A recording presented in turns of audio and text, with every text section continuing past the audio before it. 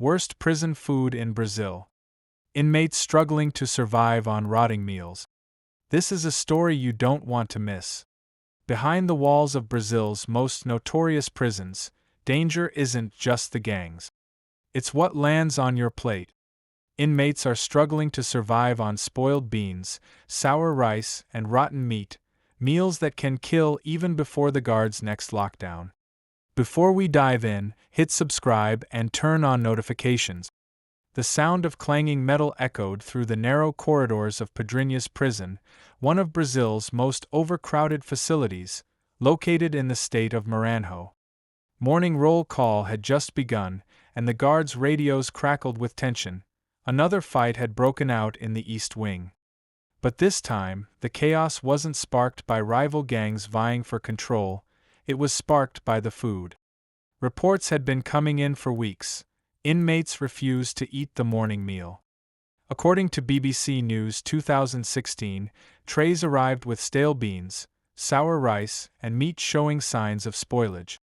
In a prison designed for 2,000, more than 4,500 inmates crammed into cells that had barely enough space for sleeping mat. Hunger, fatigue, and malnutrition made tempers flare, and small disagreements quickly escalated into violent confrontations.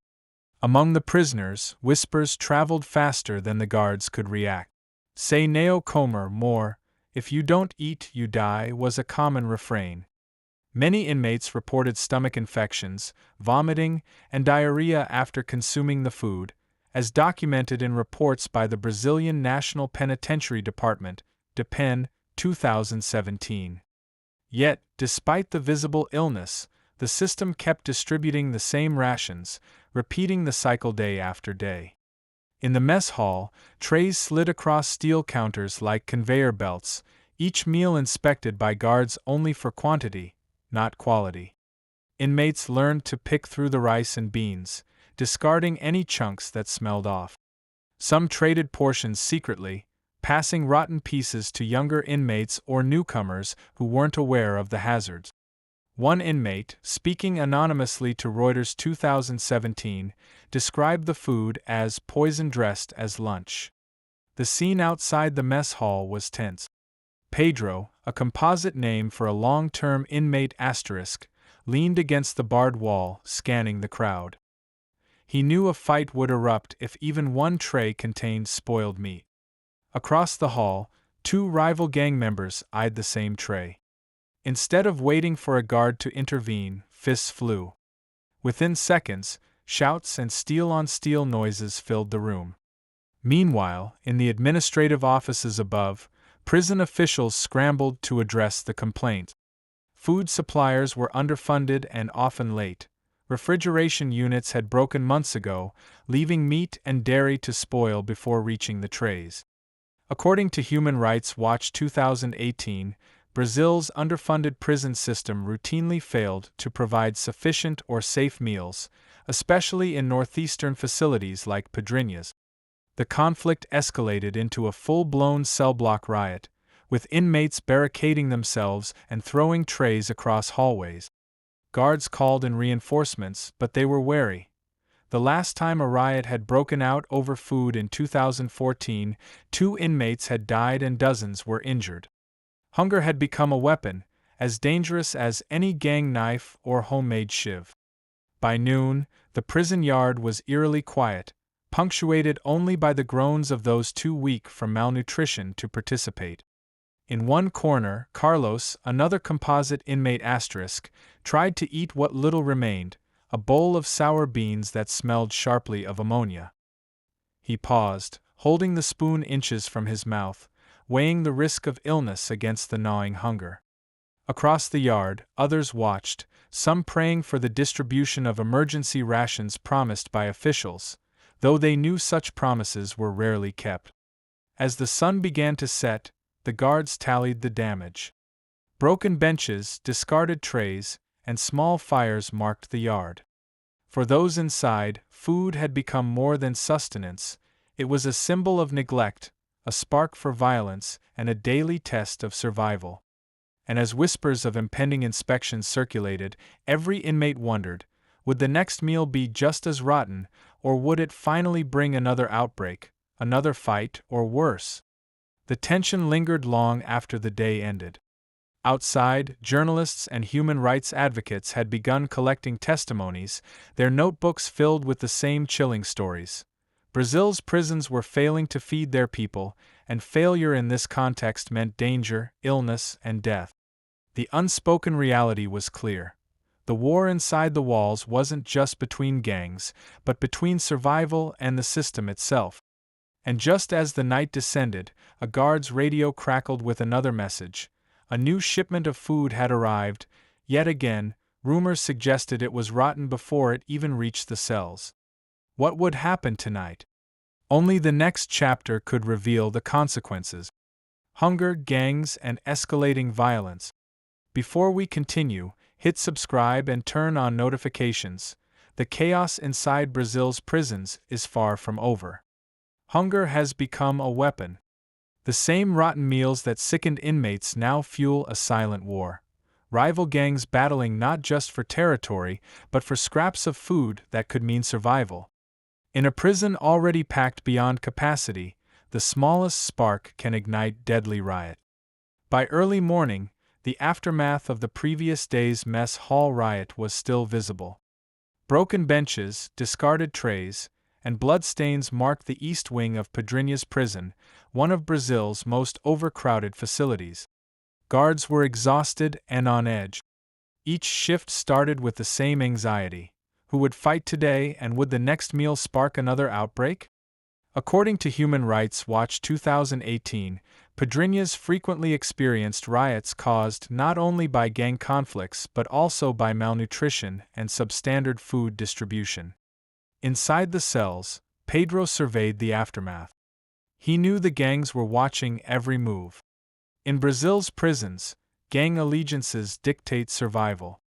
MS-13, PCC, Primeiro Comando da Capital, and local factions had long established hierarchies, controlling access to contraband, protection, and even food.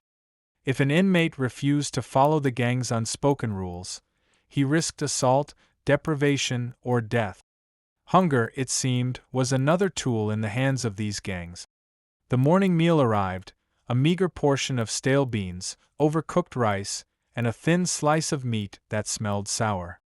Immediately, tension rippled through the block. Carlos, the composite inmate from Chapter 1, glanced at the tray and swallowed hard.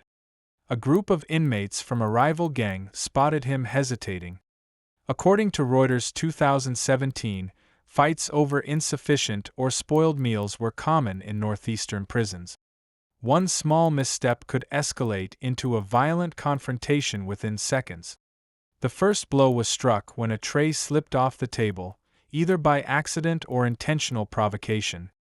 The sound echoed, triggering a wave of aggression. Inmates lunged at each other, using fists, improvised clubs, and anything they could reach. Guards intervened, but with over 4,500 inmates crammed into a facility designed for 2,000, they were outnumbered and stretched thin. Court filings and NGO reports note that understaffing in Brazilian prisons is a chronic issue, making such violence difficult to prevent. Meanwhile, in the administrative office, prison warden Marta Silva, a composite name for privacy, reviewed the daily food logs. Supplies had been delayed for over a week. Local news reported that refrigeration units frequently failed, leaving meat and dairy to rot. Silva understood the gravity. Spoiled food not only endangered inmates' health but also increased the risk of uprisings, and each riot carried the potential for injury or death. By mid-afternoon, the tension had spread beyond the East Wing. Inmates in the West Wing had started a hunger protest, refusing to eat in solidarity. According to DEPEN reports from 2017, hunger strikes are common in Brazil's overcrowded prisons, especially when food is consistently rotten or insufficient. Guards had to monitor both wings, but with limited personnel, even small fights went unnoticed until they escalated. The gangs quickly took advantage. MS-13 members circulated within the block, quietly distributing better portions from contraband or leftover rations, using food as a means to consolidate loyalty and intimidate rivals. PCC members retaliated by blocking access to showers and toilets, creating an environment where survival was dictated not only by physical strength but by strategic alliances and obedience to gang rules. Carlos and Pedro found themselves trapped between the two factions. They knew that even attempting neutrality could mark them as target. Reports from Human Rights Watch highlight that in Brazilian prisons, gang hierarchies are strictly enforced, and refusal to comply can result in serious injury or even murder. The stench of rotten food and sweat hung heavy in the air, a constant reminder that hunger was as deadly as the weapons in their hands.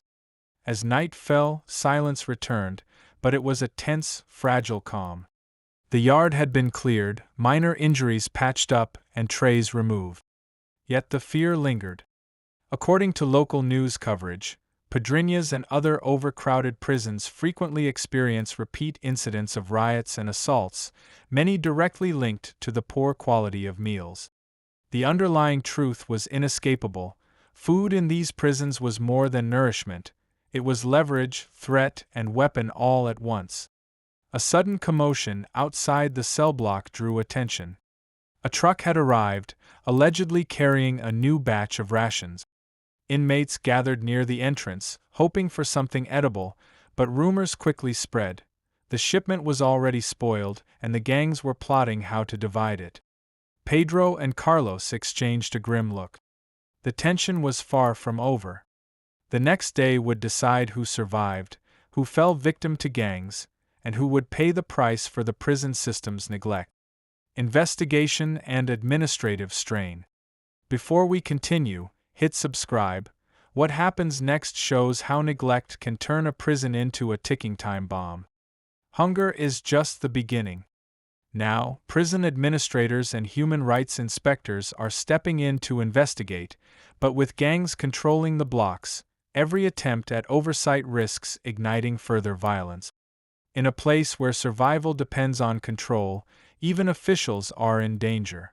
The following morning, Warden Marta Silva received an urgent call from the State Penitentiary Department. Inspectors from DEPEN and a Human Rights Commission were en route to Pedrinhas, tasked with evaluating the ongoing reports of spoiled meals, malnutrition, and frequent riots. According to reports from Human Rights Watch 2018, such inspections often uncover widespread violations, from inadequate refrigeration to insufficient rations, yet the structural problems persist. As the inspectors arrived, they were immediately confronted by the stark reality: inmates crowded into cells designed for far fewer people, weak from malnutrition, while the stench of rotting food lingered in the corridors. Guards warned that moving through certain wings required careful negotiation with gang leaders to prevent violence or retaliation. One inspector noted anonymously that entering Pedrinhas felt like stepping into a war zone disguised as a prison. Pedro, watching from his cell, observed the unusual activity with cautious interest. The arrival of outside officials disrupted the delicate balance between the gangs. MS-13 members moved quickly, trying to ensure their allies received preferential food distribution, while PCC members spread word of the inspection to manipulate access. According to Reuters 2017, gangs routinely exploit any disruption to consolidate power and control within overcrowded Brazilian prisons. Silva tried to maintain order, coordinating with inspectors while keeping the guards' morale in check. Every step was calculated. One wrong move could trigger a riot. Food shortages had already sparked minor skirmishes. Now, the presence of outsiders intensified tension. Inspectors documented the conditions, photographing rotten meat, moldy rice, and contaminated water supplies, evidence that would later form the backbone of official complaints to state authorities. Meanwhile, inmates grew restless. Carlos and a small group whispered about the possibility of seizing the food shipments before the inspectors could see them. While hunger drove them, so did fear of punishment from the gangs if they failed to follow orders. The situation highlighted a chilling truth documented by Depend 2017. In Brazil's overcrowded prisons, hunger and control are intertwined, and food can determine life or death. As inspectors moved through the blocks, small clashes erupted. Guards struggled to contain fistfights over a limited tray of rice. According to Human Rights Watch, even minor disagreements can escalate rapidly in these conditions, and many inmates suffer injuries that go unreported or untreated. The inspectors documented everything, but they were acutely aware of their vulnerability. Even minor interventions could be interpreted as siding with one gang over another. By evening, a preliminary report confirmed the worst fears. Pedrinhas was severely underfunded, its kitchens unsanitary, and the food often spoiled before distribution. Inmates were malnourished, some showing signs of chronic gastrointestinal issues. The report also noted the powerful role of gangs in rationing and controlling access, making administrative solutions nearly impossible without systemic reform. Just as the inspectors were leaving, a fire broke out in one cell block, reportedly caused when an inmate tried to cook leftover food on a makeshift stove. Guards rushed to extinguish the flames, but the incident served as a stark reminder. Hunger, desperation, and overcrowding can ignite chaos in an instant.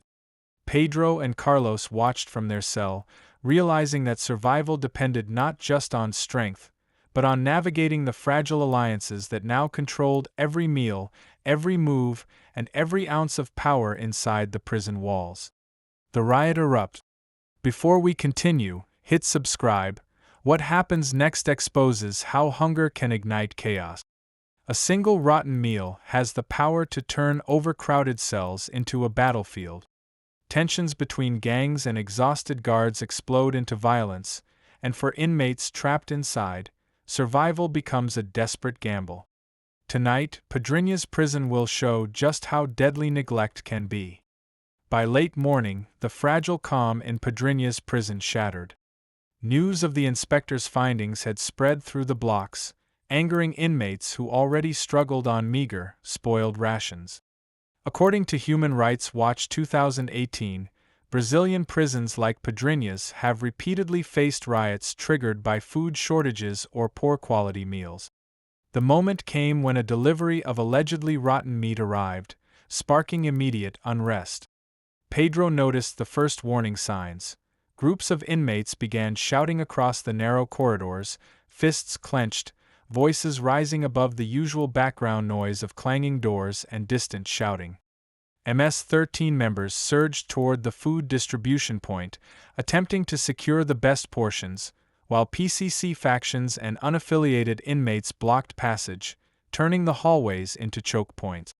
Violence was imminent. Guards struggled to maintain order. With over 4,500 inmates crammed into a facility built for 2,000, they were vastly outnumbered. Reinforcements were called in, but even additional personnel couldn't fully contain the chaos. According to Depend 2017, understaffing is a chronic problem in northeastern Brazilian prisons, leaving guards vulnerable and inmates emboldened. Within moments, trays were thrown, chairs appended, and improvised weapons brandished. Carlos ducked behind a steel support column, clutching what little food he had managed to secure. Around him, inmates were swinging metal bars, using broken trays as shields, and attacking anyone standing in the way. The riot had begun not over gang rivalry alone, but over the scarcity of edible food, a fact corroborated by numerous court filings documenting hunger-related unrest in Brazilian prisons. Meanwhile, in the administrative office, Warden Marta Silva and her team tried to regain control. Radios crackled constantly, reporting minor injuries and fires igniting in multiple wings. One of the inspectors noted that even small fires started by inmates cooking leftover meals can escalate into full-blown emergencies, a problem Pedrinhas had faced repeatedly in 2014 and 2016. Guards moved cautiously, aware that any misstep could provoke further violence. Pedro witnessed an inmate collapse from exhaustion and possible food poisoning. he was left on the floor as the gangs continued fighting around him. According to Reuters 2017, malnutrition and contaminated food are common causes of weakened health among prisoners, which in turn increases vulnerability during riots and skirmishes. The chaos turned corridors into gauntlets. No movement was safe, and survival depended on speed, alliances, and sheer luck. As the riot raged, Carlos saw MS-13 members confiscating the limited supplies of better quality food that had been smuggled in. PCC members retaliated by attacking anyone near the distribution point. Smoke from small fires and overturned cooking equipment filled the corridors, creating a haze that masked attacks and hindered guards' visibility. The combination of hunger, overcrowding, and gang power created a volatile environment, exactly as Human Rights Watch 2018 had warned. By evening, several inmates were injured and minor structural damage had occurred. Benches broken, barred doors bent, and walls scuffed. Emergency protocols were partially enacted, but reinforcements were slow to arrive due to the scale of the facility. Pedro and Carlos, though unharmed, understood that their survival depended on navigating gang alliances, avoiding direct conflict, and conserving energy while the chaos continued around them. The final moments of the day brought a chilling realization. Even when the riot subsided, the underlying problem remained. Spoiled food, overcrowding, and gang control had not been solved, only temporarily delayed. Inmates knew tomorrow could be even worse. Outside the prison walls, journalists and human rights observers began documenting the aftermath. Injuries, burnt trays, and evidence of how hunger alone had sparked one of the most dangerous riots in Pedrinhas' recent history. As night fell, silence returned, fragile and uneasy. The guards patrolled the wings, inspecting cells, while gangs quietly reasserted control over key areas, ensuring they would benefit from whatever food or resources survived the day.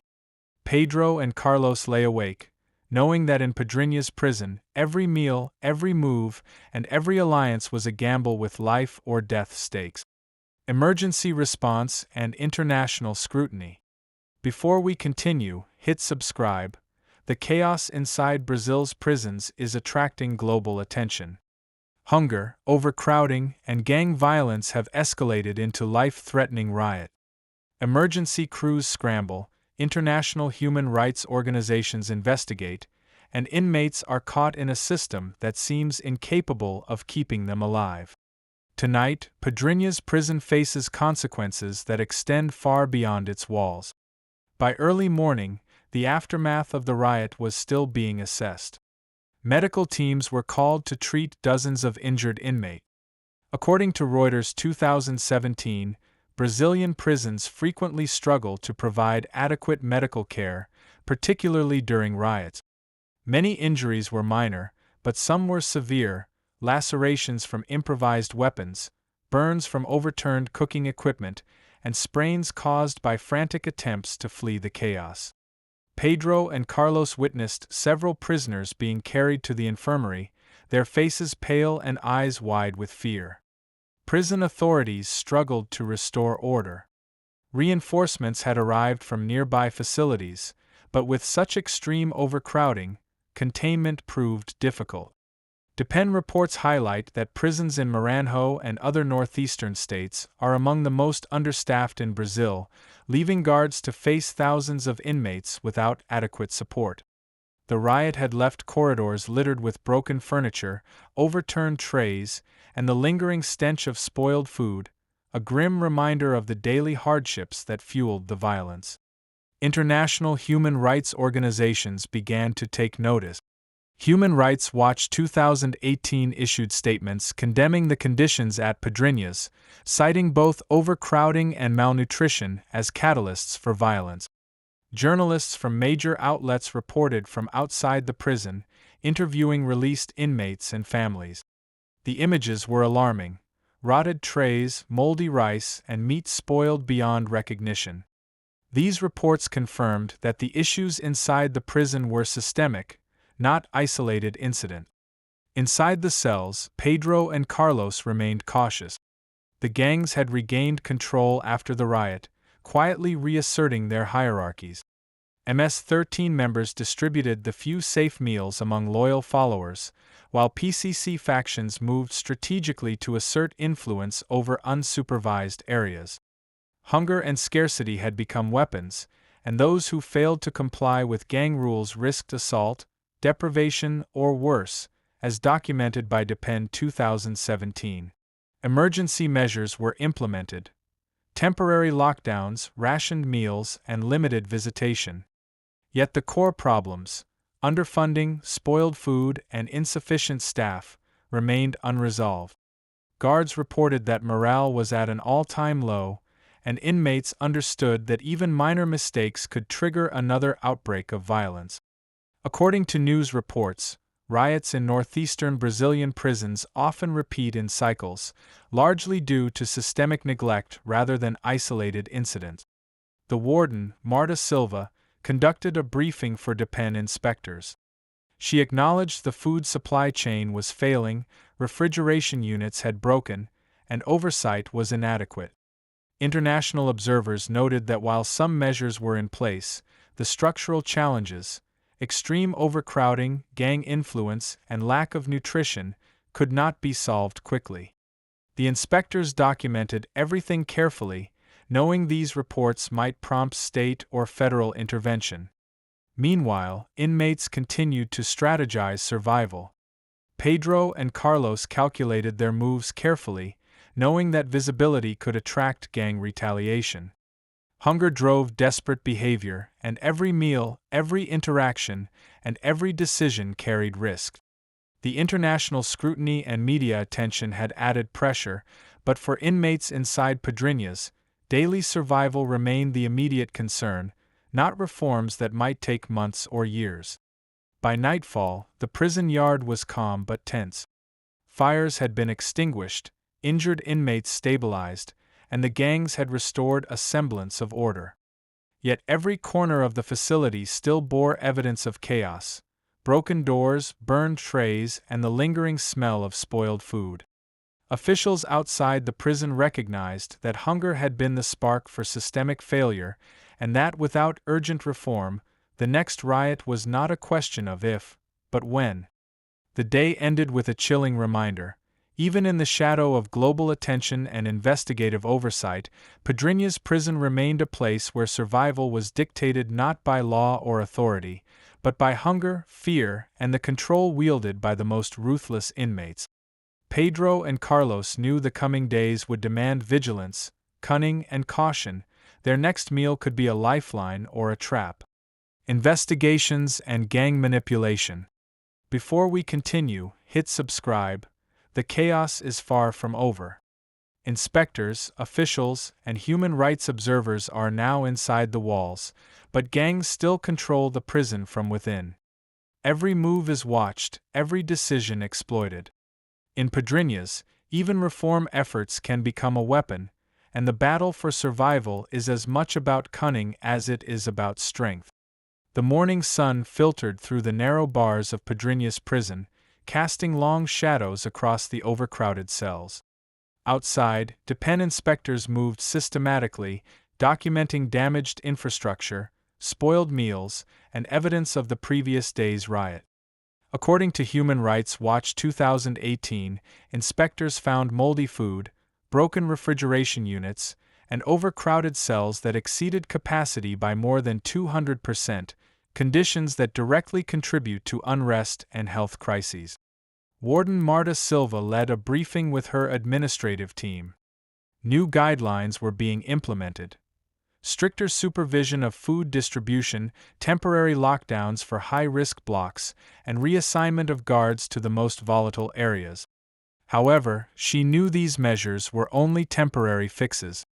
In overcrowded facilities like Pedrinhas, systemic problems could not be solved overnight, and every effort had to consider the influence of inmate gangs.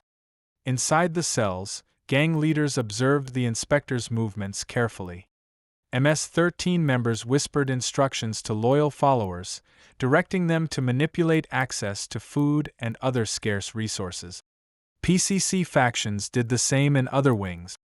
According to Reuters 2017, gangs routinely exploit inspections, creating the appearance of compliance while maintaining control over the distribution of essential items. In this environment, reform efforts became another battlefield. Pedro and Carlos watched cautiously from a distance. They knew that appearing neutral could be dangerous, as gang leaders were quick to identify anyone bypassing their authority. The food rations that inspectors deemed safe were often diverted, with loyal gang members receiving priority. Inmates who resisted were threatened or assaulted. Human Rights Watch has documented that gangs in Brazilian prisons wield near absolute control over daily life, including the allocation of food, hygiene supplies, and even seating during meals.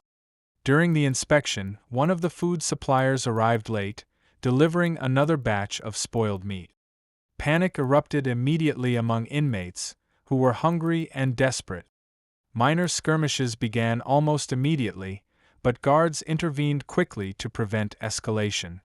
The inspectors noted the recurring problem: logistical failures and corruption in food distribution compounded by gang control made it nearly impossible to maintain order.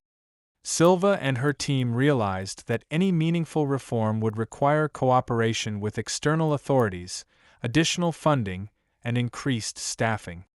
Yet every attempt to restructure procedures was met with subtle resistance. Contraband rerouted, preferred inmates receiving better meals, and rumors circulated to keep tension high. This manipulation ensured gangs maintained dominance, even under increased scrutiny. As night fell, Pedro and Carlos reflected on the precarious balance of power. Hunger, scarcity, and fear dictated every move. The inspectors had left temporary reports, but the gangs had already adapted. Every adjustment by officials became another opportunity for gangs to reinforce their control, ensuring that power within the prison remained firmly in the hands of those willing to enforce it ruthlessly. The chapter closes with a chilling thought. Reform efforts, inspections, and outside scrutiny could influence policy, but within Pedrinhas, survival depended on reading alliances, avoiding conflict, and securing each meager meal, even if it meant risking violence. Aftermath and lasting consequences. Before we continue, hit subscribe. The story doesn't end with a riot or an inspection.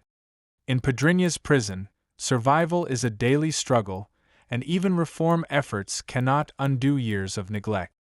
Hunger, gang control, and overcrowding leave lasting scars on inmates, staff, and the system itself. Tonight, we see the real cost of a prison that fails its people. Weeks after the riot, the aftermath lingered in every corridor of Pedrinhas prison. Broken doors had been repaired, fires extinguished, and minor injuries treated, but the psychological and physical impact remained. Inmates exhibited heightened anxiety, distrust, and ongoing tension between rival factions. According to Human Rights Watch 2018, repeated exposure to hunger, overcrowding, and violence produces long-term trauma for prisoners, including increased aggression and chronic health issues. Warden Marta Silva faced continued scrutiny. DEPEN inspectors returned periodically, documenting improvements in sanitation and food handling, but systemic issues, underfunding, staff shortages, and overcrowding, limited the effectiveness of any reforms.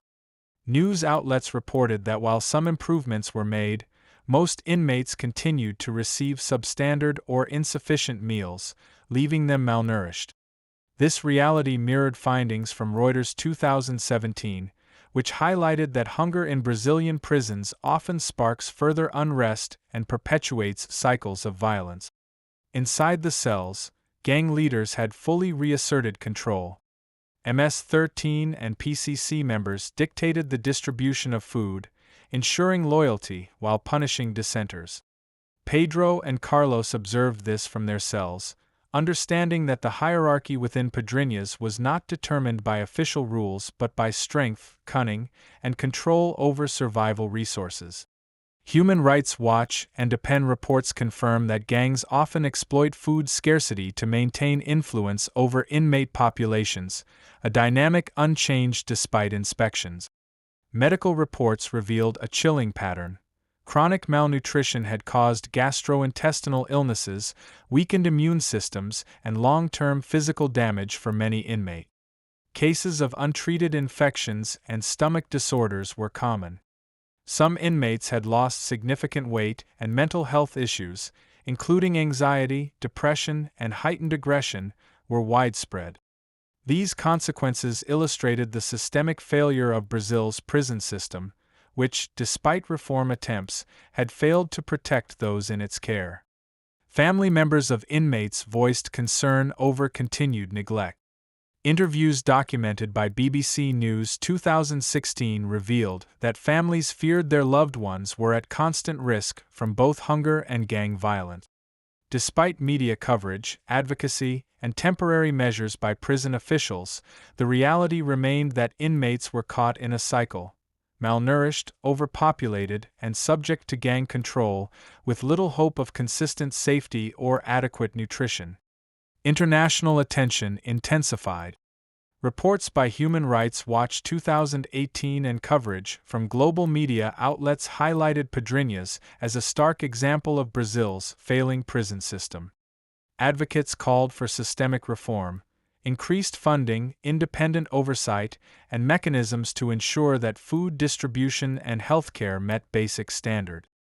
However, the entrenched power of gangs and ongoing structural issues made real change slow and difficult to implement. As night fell in Pedrinhas, Pedro and Carlos prepared for another meal. The trays arrived, and as usual, the quality was questionable. Survival meant navigating alliances, carefully observing gang behavior, and consuming only what was safe. The lessons learned over the past weeks had made one truth undeniable: in Pedrinhas, every day was a battle for life, and hunger was the deadliest weapon of all. The story concludes with a sobering reality. Despite investigations, inspections, and media attention, Pedrinhas prison remained a place where human dignity was secondary to survival. Hunger, overcrowding, and gang influence were daily constants, leaving long-term consequences that extended beyond the walls. For the inmates, each meal, each interaction, and each day carried weighty consequences, shaping lives in ways that no inspection or report could fully remedy. Pressure, reform, and adaptation. Before we continue, hit subscribe. The story isn't over. International attention, legal pressure, and media scrutiny have forced Pedrinhas prison into a spotlight. But in a system where gangs control resources and survival depends on cunning, even reforms become a battlefield. Tonight we see how change collides with entrenched power, and who really benefits. Weeks after the riot and inspections, Pedrinhas prison faced increasing scrutiny from both national and international human rights organizations. Reports by Human Rights Watch 2018 and Amnesty International 2019 highlighted not only the food crisis but also the systemic overcrowding and gang control that continued to dominate daily life. The Brazilian government, under public and international pressure, promised additional funding, food improvements, and increased staffing for northeastern prisons, including Pedrinhas. Warden Marta Silva was tasked with implementing these reforms. New refrigeration units were installed, additional food rations ordered, and a limited nutritional program for the most vulnerable inmates introduced. According to DEPEN 2017, such measures were often temporary, given the chronic underfunding and lack of permanent infrastructure. The challenge was not only logistical but social. Gangs still controlled access to resources and monitored inmates' behavior. Inside the cell blocks, gang leaders adapted quickly. MS-13 members ensured their loyal followers received the improved meals, while PCC factions tried to negotiate influence over the new rations. Even with better quality food, hunger remained a political tool within the prison, determining loyalty, obedience, and dominance. Inmates like Pedro and Carlos understood that improved conditions did not guarantee safety. It simply shifted the balance of power. Journalists and NGOs continued to report on the situation. Photographs showed trays with safer, more hygienic meals, yet the distribution remained uneven, manipulated by gang leaders to reward allies and punish rivals. Reuters 2017 and BBC News 2016 noted that in Brazilian prisons, any external intervention, inspections, media presence, or reforms, is often co-opted by inmates to reinforce internal hierarchies. Medical staff observed some improvements in inmate health, fewer stomach-related illnesses and reduced dehydration. Yet long-term malnutrition had already left lasting damage. Inmates with weakened immune systems remained vulnerable, and psychological trauma from previous riots and starvation persisted. Human Rights Watch 2018 emphasized that reforms cannot erase years of neglect, and the benefits of short-term improvements are limited if systemic issues remain unaddressed. Pedro noticed subtle changes in gang behavior. Factions that had previously relied on scarcity to assert dominance now had to adjust to the presence of inspectors and improved rations. Still, the gangs were adept at turning even well-intentioned reforms into leverage, maintaining fear and obedience. Carlos realized that survival now meant being even more strategic, observing alliances, anticipating confrontations, and carefully timing any interactions with rival factions. Despite the government's promises and increased oversight, the prison's fundamental problems persisted. Overcrowding remained severe, staffing ratios were inadequate, and logistical challenges in delivering fresh food continued. The improvements, while real, were incremental and fragile, easily undermined by the entrenched gang structures and decades of systemic neglect. As night fell, the atmosphere in Pedrinhas was cautiously calm. Trays of food were delivered under supervision, minor disputes were mediated, and some inmates managed to eat in relative safety. But the lessons of the past weeks were clear. Control over resources, hunger, and information still dictated power, and the prison's internal order depended less on reforms than on the strategies of those willing to exploit every opportunity. Pedro and Carlos lay awake, knowing that survival was not guaranteed, even under the watchful eyes of inspectors and Warden Silva. Hunger had temporarily eased, but the underlying dangers, gangs, violence, and malnutrition, were still present. 4 inmates inside Pedrinhas, each day remained a calculated gamble, a constant navigation between authority, alliances, and the ever-present specter of scarcity. Coping and consequences. Before we continue, hit subscribe. The struggle inside Pedrinhas prison is far from over. Even with inspections, better rations, and promises of reform, gangs still dictate survival. Every tray of food, every corridor, and every interaction carries risk. Inmates must navigate hunger, violence, and manipulation or pay the price. Weeks after the introduction of improved rations, tensions in Pedrinhas remained high. The temporary measures had alleviated immediate hunger, but they did nothing to address systemic overcrowding or gang control, as reported by Human Rights Watch 2018. Inmates like Pedro and Carlos quickly realized that scarcity had only shifted, not disappeared. The improved food became a tool for gang enforcement. Preferential access was used to reinforce loyalty, punish dissenters, and maintain order within factions. The gangs exploited even small reforms to their advantage. MS-13 leaders carefully monitored who received the most edible portions, while PCC members redistributed leftovers to strengthen their influence. Court filings and NGO reports, including DEPEN 2017, confirm that Brazilian prison gangs routinely manipulate resources to consolidate power. Inmates who resisted could face assault, denial of meals, or social isolation, even under the watchful eyes of inspectors. Minor skirmishes erupted daily over perceived favoritism in food distribution.